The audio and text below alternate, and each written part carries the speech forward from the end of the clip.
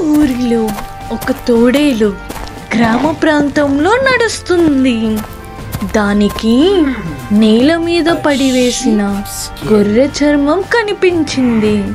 అది వెంటనే, నేను ఈ చర్మాన్ని ధరించి గొర్రెల మందలో కలిసిపోతాను, గొర్రెల కాపరి నన్ను అనుమానించడు, రాత్రి నేను ఒక బలిష్టమైన గొర్రెను చంపి నాతో తీసుకువెళ్తాను అని అనుకున్నాడు.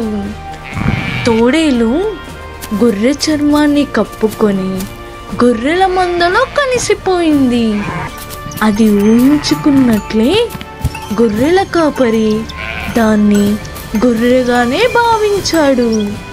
దాన్ని కూడా మిగిలిన గొర్రెల మందలో కలిపి గొర్రెశాలలో మూసేశాడు.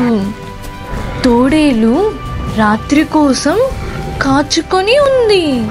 ఆ రాత్రి గొర్రెల కాపరి అతిథులకు విందు ఏర్పాటు చేశాడు.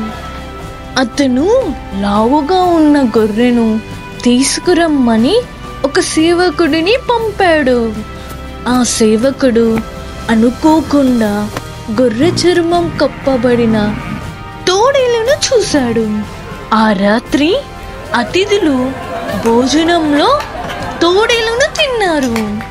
దీనివల్ల మనకు తెలిసిన నీతి ఏమనగా, చెడు ఆలోచనలు చివరికి చెడును కలిగిస్తాయి.